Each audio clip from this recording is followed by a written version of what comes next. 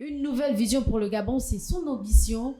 Il s'est déclaré candidat pour la prochaine élection présidentielle au Gabon. Dr Mike Choktan est notre invité pour ce numéro de Face Candidat. Avec lui, nous irons de fond en comble détailler son programme électoral. Bonsoir à tous et bienvenue.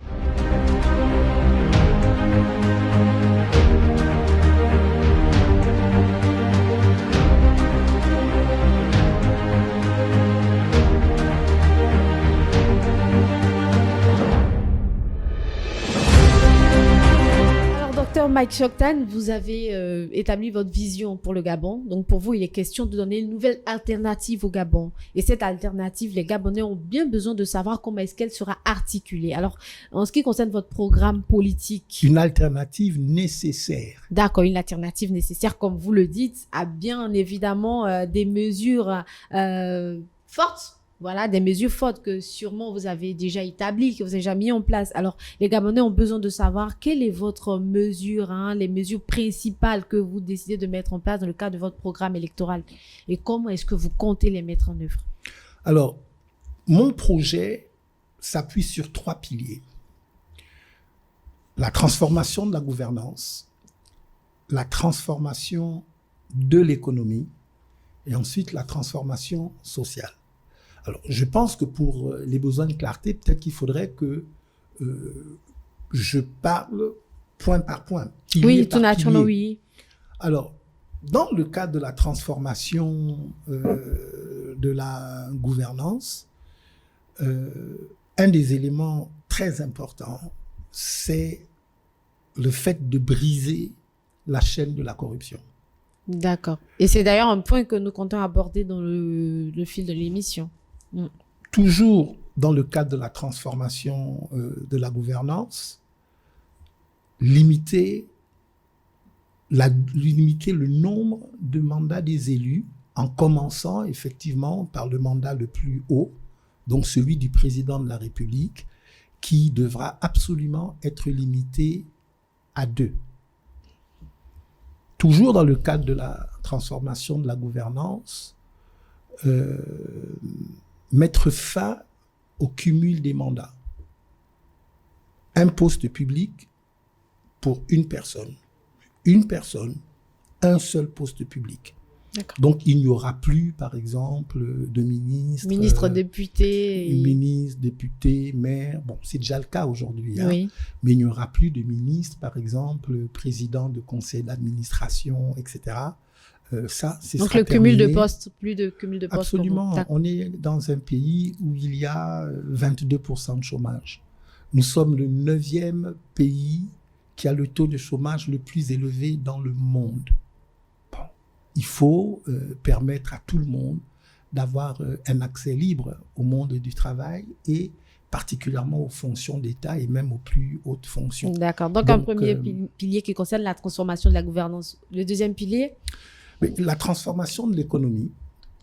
Alors, il faut modifier le modèle économique qui est le nôtre jusqu'à présent. Il faut sortir de l'économie de la cueillette, parce que c'est à peu près ça que nous faisons depuis... L'économie de la cueillette, qu'est-ce que vous appelez économie de la cueillette? C'est-à-dire aujourd'hui, le Gabon a du pétrole, on exploite le pétrole, on vend le pétrole brut. Le Gabon a du bois, on coupe le bois. Bon, aujourd'hui, depuis 2009, on fait une première transformation. Oui. On coupe le bois, on le transforme pour avoir des planches, pour avoir du contreplaqué, pour avoir du plaquage. Moi, je dis, on doit aller plus loin. On ne doit pas vendre les produits après la première transformation. On doit aller vers une autre transformation, par exemple, vendre du mobilier, vendre du papier, etc. Donc, transformer localement. Pareil pour le manganèse. Aujourd'hui, on exploite le manganèse et on l'exporte sous une forme brute. Il faut le transformer localement. Il y a 2 avantages. Le premier, c'est que la valeur ajoutée, qui est très importante, elle reste ici. Le deuxième, c'est qu'on donne du travail, oui, la création d'emplois, aux Gabonais. Et c'est important qu'on fasse de la lutte contre le sous-emploi, qu'on en fasse une priorité. Toujours dans la transformation de l'économie, il faut absolument que le Gabon devienne un pays agricole pour que nous parvenions à notre autosuffisance alimentaire. Aujourd'hui, 4% de ce qu'on mange au Gabon est produit au Gabon, 96% vient de l'extérieur. Alors la conséquence, c'est que les prix flambent, le panier de la ménagère est extrêmement cher parce que effectivement tout ce que nous mangeons vient d'ailleurs. La deuxième chose, c'est que si demain nous avons un problème avec les pays voisins, en quelques mois, les Gabonais pourront plus se nourrir, vont mourir de faim. Alors, transformation de l'économie, c'est aussi cela. Mais en la matière, il ne faut pas aussi cracher dans la soupe. Il y a beaucoup de choses qui sont en train d'être faites en ce moment. Il y a le développement des IS. Alors, et des zones agricoles à forte productivité. Alors, je vais répondre à ça parce que c'est quand même c'est assez important. Oui. Je disais donc la transformation du modèle économique. Et j'ai parlé de la diversification de l'économie. Ça veut dire qu'on ne s'appuie plus essentiellement sur le pétrole, le manganèse et le bois, parce qu'actuellement, ce sont les trois plus importantes sources de richesse nationale, oui. Mais on développe l'agriculture. Et le développement de l'agriculture, ce n'est pas seulement planter et récolter, mais on va jusqu'à l'agro-industrie, toujours pour garder la valeur ajoutée chez nous. Maintenant, vous me parlez de ce qui se fait actuellement. Oui. Mais il faudrait qu'on étudie les chiffres. Aujourd'hui, les experts internationaux, y compris les Africains, disent que pour que le Gabon atteigne son autosuffisance alimentaire, il faut que pendant 10 ans, on consacre 10% du budget de l'État à l'agriculture. 10% de notre budget, je répète, à l'agriculture. Aujourd'hui, et c'est comme ça depuis les 7 dernières années, le Gabon consacre 0,9%. Donc même pas 1%. Ça représente 24 milliards de francs CFA pour le budget de 2022. Le budget précédent de 2022. C'est à peu près la même chose pour celui de 2023. Et en comparaison, le budget de l'armée est à 170 milliards. Celui de l'agriculture, 24 milliards. Donc oui, il y a certainement un début de quelque chose, il y a un frémissement, mais il faut une vraie accélération. Moi, quand je serai président, je consacrerai 10% du budget de l'État à l'agriculture parce que je considère qu'être capable de donner à manger à tous les Gabonais, c'est une priorité de l'État qui ne doit pas être négociée. D'accord. Donc, on vous laisse terminer le 3e point et on aborde la question suivante. La transformation sociale. Okay, vous avez compris que la transformation de la gouvernance doit permettre notamment de briser la chaîne de corruption. La transformation de l'économie doit nous permettre doit permettre à l'État d'avoir plus de richesses. Et cela donc doit nous permettre la transformation sociale. La transformation sociale a pour but d'éradiquer l'extrême pauvreté. Aujourd'hui, au Gabon, 95 000 familles vivent avec moins de $1 par jour. En fait, ça représente 1/3 de la population gabonaise. Donc, plus de 33% des Gabonais, selon les standards internationaux, vivent en dessous du seuil d'extrême pauvreté. Alors, comment on va faire pour résoudre cela? Et justement, dans les faits, comment est-ce que vous comptez stimuler cette croissance économique-là et permettre aux Gabonais d'avoir accès à l'emploi? Mais là j'avais quitté le domaine économique, je suis dans le domaine de la mais là, on va transformation dans les sociale. faits, on va dans les grandes lignes. Là, vous nous avez abordé de manière succincte les grandes lignes, les faits. Mais je suis en train d'y entrer. Donc, dans le cadre de la transformation sociale, il y a des ajustements, ça paraît pas grand-chose, mais qui sont importants. Par exemple, vous savez que le Gabon est un pays sous-peuplé. On est 2,1 millions. Parfois, lorsqu'on parle de la faiblesse de notre économie, on lie la faiblesse de notre économie au fait que nous ne sommes pas très nombreux. Donc le Gabon doit avoir une politique nataliste. Lorsqu'une femme tombe enceinte, par exemple, elle doit être considérée comme une personne en situation précieuse et l'État automatiquement doit rentrer en scène pour faire en sorte à ce que cette femme qui est tombée enceinte, qu'elle puisse accoucher. Okay? Donc, il y a des mesures qui peuvent être prises, par exemple, dans le domaine de la santé pour rendre gratuites toutes les visites prénatales. Donc, dans le domaine de la santé, moi, je dis, on doit faire en sorte à ce que les enfants de 0 à 5 ans aillent gratuitement à l'hôpital. OK.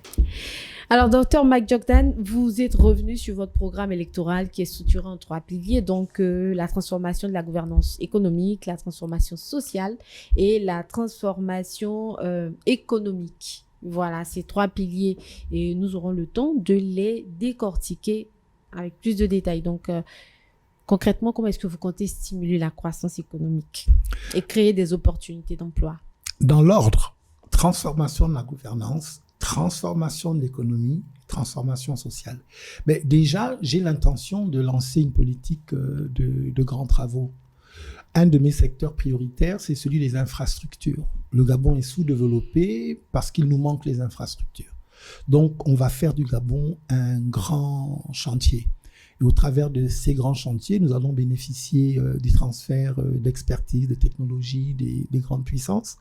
Mais en même temps, nous allons, au travers de la mise en place de petites et moyennes entreprises pour la sous-traitance, nous allons vraiment donner un élan, nous allons booster l'économie et nous allons lutter contre le chômage et donc augmenter le pouvoir d'achat des Gabonais. Et c'est comme ça que vous structurez votre programme en termes de croissance économique? Écoutez, j'ai 5 secteurs prioritaires qui, je ne vais pas le donner maintenant, puisque vous avez dit que vous me poserez des questions. Non, là, on est sur le volet économique. Vous pouvez bien nous expliquer, il n'y a pas de problème. Comment je compte booster l'économie? Oui. Oui, j'ai expliqué que je vais faire une politique de grands travaux, de façon à construire les infrastructures. Les infrastructures, c'est quoi? C'est la route, c'est le chemin de fer, les aéroports, c'est les hôpitaux, c'est les écoles, c'est les centres commerciaux, c'est les hôtels, c'est les lieux touristiques. Alors, vous savez qu'un pays ne peut pas se développer véritablement s'il n'y a pas la route, oui, ou s'il n'y a pas de moyens de se déplacer d'un endroit vers un autre. Donc, au travers de la politique des infrastructures, nous allons booster notre économie. D'accord. Donc, vous misez essentiellement sur le développement des voies de communication? Non, je vise toutes les infrastructures. Okay. Dans les infrastructures, ce que je n'ai pas cité tout à l'heure, mais qui est très important, c'est l'énergie et l'eau. Il ne peut pas y avoir de développement sans l'accès à l'énergie, l'électricité, et sans l'accès à l'eau potable. Donc, les 5 axes prioritaires en réalité de mon projet, l'éducation, la santé, les infrastructures. Dans les infrastructures, j'ai donné quelques détails. L'eau et l'énergie et l'agriculture. L'agriculture, très bien. Donc, vous parlez de développement des infrastructures. Et bien entendu, on sait que le Gabon est très engagé dans les questions environnementales. Et donc, vous, comment est-ce que vous comptez mettre votre vision en vous accordant avec tout ce qui concerne le développement durable et la protection de l'environnement au Gabon? Bon, mais déjà, ce qu'il faut que vous sachiez, c'est que mon projet économique s'adosse sur les 17 objectifs de développement des Nations Unies. Oui. Okay? Donc, effectivement, le respect des questions environnementales est une priorité de mon programme de croissance pour le Gabon.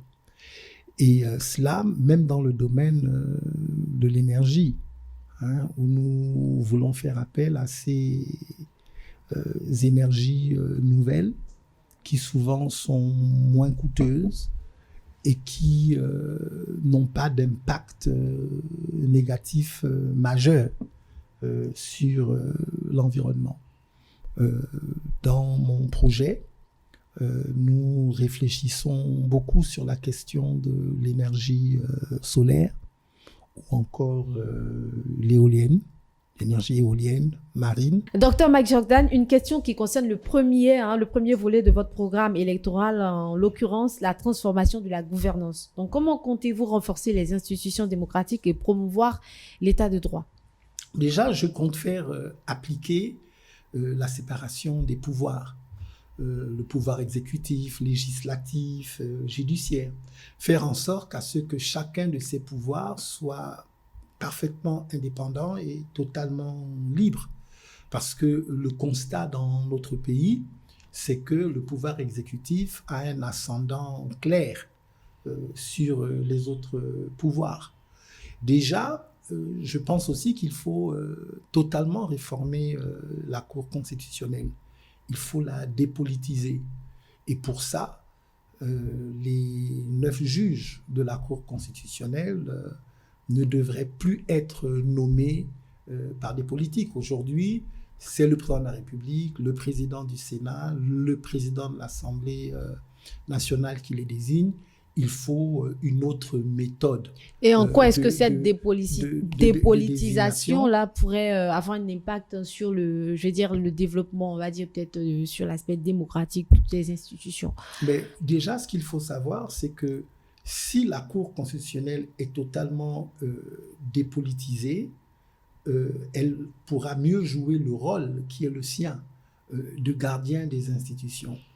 Le rôle qui est le sien dans la période électorale où la Cour constitutionnelle aujourd'hui au Gabon a perdu toute Vous parlez d'impartialité? Absolument, a perdu toute crédibilité puisque la Cour constitutionnelle aujourd'hui, gabonaise, aujourd'hui mondialement, on l'appelle la tour de Pise parce qu'on considère qu'elle penche toujours du même côté, qu'elle est comme une officine en réalité du parti au pouvoir. Donc il faut dépolitiser la Cour constitutionnelle. Une autre définition du mandat des juges, peut-être qu'il faut les chercher pas seulement dans le corps judiciaire, mais peut-être dans d'autres corporations. Peut-être qu'il faut mieux définir les critères qui assurent la neutralité des membres de la Cour constitutionnelle. Peut-être qu'il faut revoir aussi leurs émoluments et la durée de leur mandat pour permettre qu'ils aient une vraie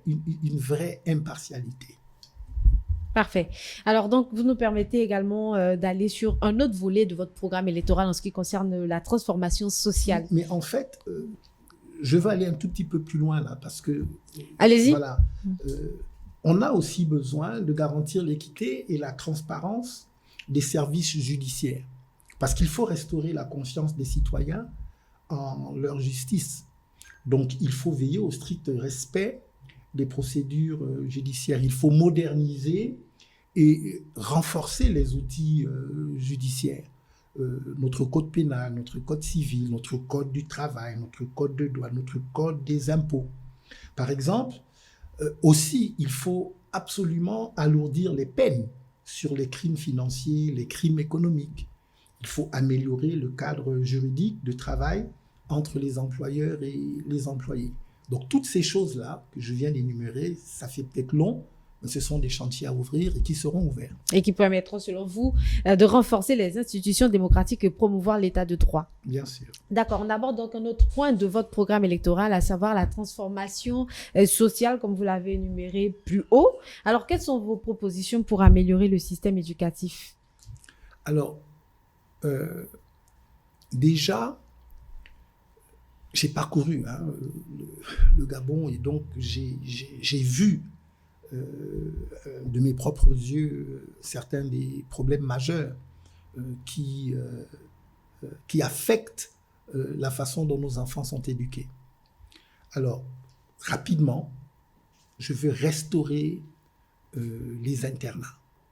Il faut des internats dans tous les chefs-lieux de province pour donner la même égalité face à l'éducation à tous les enfants, aussi bien aux enfants des riches que des pauvres. Mais c'est surtout les pauvres qui ont besoin, de manière très défavorisée, qui ont besoin parfois d'avoir accès à l'internat. Je veux aussi restaurer la bourse pour les lycéens et les lycéennes. Ça n'a pas de sens. Moi, je ne suis pas très vieux, mais à mon temps, lorsqu'on avait la moyenne, à partir de la 6e jusqu'à la terminale, on touchait la bourse. Et cette bourse venait en aide, surtout aux parents. À faible revenu, ça permettait d'envoyer les enfants à l'école dans des meilleures conditions. Je veux rétablir le dialogue social avec les enseignants, tous les enseignants, de la maternelle jusqu'à l'université, parce que je pense qu'il faut rétablir l'idée selon laquelle la profession d'enseignant est une fonction noble. Donc, ça doit se matérialiser dans la façon dont ils sont, dans le traitement en termes de salaire, le traitement qu'ils reçoivent. Donc, revaloriser aussi les salaires des enseignants pour en faire une filière qui soit plus attractive et que les meilleurs des nôtres aient envie d'enseigner et de former notre jeunesse. Très bien. Et toujours dans ce volet social-là, quel est votre regard aujourd'hui sur l'accès aux soins pour les Gabonais? Déjà, soins de santé. Il y a deux problèmes. Le premier problème, c'est la faiblesse des plateaux techniques. Okay. Si quelqu'un est malade et que la maladie dont il souffre nécessite un traitement extrêmement pointu, si on ne l'évacue pas, a priori, ici au Gabon, il va mourir. D'accord. Et il y a beaucoup de gens qui meurent prématurément alors que ce n'était pas leur temps, que même la science était capable de les sauver. Donc faiblesse des plateaux techniques et ensuite plateaux techniques. Deuxièmement, le coût de la prestation. Il y a beaucoup de gens qui meurent parce qu'ils n'ont pas l'argent pour se soigner. Donc il faut réduire le coût de la prestation médicale. Déjà, je dis, les enfants de 0 à 5 ans ne doivent plus payer l'hôpital. Mais on a un système de santé qui est quand même pensé dans cette mesure-là. On parle de la CNAMGS, par exemple. Je dis, les enfants de 0 à 5 ans ne doivent plus payer l'hôpital, pas un franc. Pas qu'ils doivent être remboursés. Quand ils viennent à l'hôpital, s'ils ont entre 0 et 5 ans, on les prend en soin. Okay? Ils ne payent pas. D'accord. Deuxièmement, les personnes retraitées. Quand quelqu'un a été admis à faire valoir ses droits à la retraite, l'hôpital devient automatiquement cadeau. Donc, vous pensez qu'il faut repenser totalement le système de la CNAMGS? Après, qui est-ce qui paye? Monsieur, docteur Mike Jordan, vous pensez qu'il faut repenser le système de la CNAMGS? Mais je vais vous répondre. Mais qui paye pour ces gens-là qui seront exonérés des frais médicaux? Ce sont ceux qui travaillent. Parce qu'on va du principe que eux, quand ils travaillaient, okay, ils ont payé pour ceux qui... Pour ceux qui sont encore en activité. Voilà. Maintenant, oui, le système de la CNAMGS, le système de la CNSS doit être totalement revu dans notre pays. Il doit y avoir une restructuration. Nous avons là des structures qui sont des structures d'assistance sociale qui se retrouvent aujourd'hui à faire des investissements immobiliers. Il y a un effectif pléthorique au niveau de la CNSS, qui fait que la CNSS aujourd'hui a un niveau d'endettement tel qu'il ne lui est plus possible de jouer le rôle qui est le sien dans la société gabonaise. Donc oui, effectivement, ces structures doivent être réformées.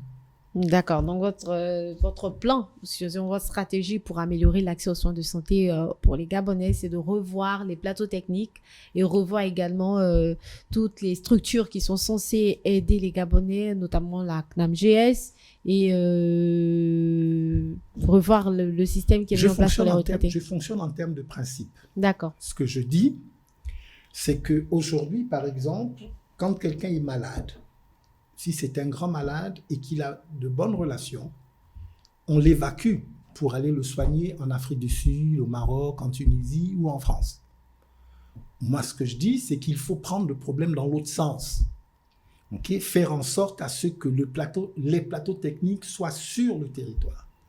Donc, si moi je suis président, il n'y aura plus d'évacuation sanitaire financée par l'État. Parce que l'argent que l'État met dans ces évacuations sanitaires, elle le mettra dans le fait d'avoir des plateaux techniques performants ici. Après, les autres principes que j'établis, c'est que les Gabonais de 0 à 5 ans, le taux de mortalité infantile au Gabon reste trop élevé. Et nous avons besoin d'une politique nataliste, nous avons besoin de plus de Gabonais. Donc je dis, enfants de 0 à 5 ans, c'est gratuit. Je dis, retraités, c'est gratuit. Bon, en 1993, le père Mbabessol a dit hôpital cadeau. Personne n'a trouvé utopique le fait qu'il fasse cette promesse. Moi, je ne dis pas hôpital cadeau, mais je dis cadeau pour les enfants de moins de 5 ans, cadeau pour les personnes retraitées. Moi, je fonctionne sur les principes. Ensuite, les experts étudieront les méthodes à appliquer pour que la CNSS, la CNAMGS tiennent compte des principes qui sont édictés. Les principes, je les ai définis. Très bien. Et voilà que tout est dit. Pour ce numéro de Face Candidat, nous recevions Dr Mike Choktan. Il est le président leader de Gabon Nouveau et candidat déclaré à la présidentielle de 2023. Ce numéro nous aura permis d'en savoir un peu plus sur son programme électoral. Alors la balle est dans votre camp, chers Gabonais et Gabonaises. Merci de nous avoir suivis. À très vite sur Média 241.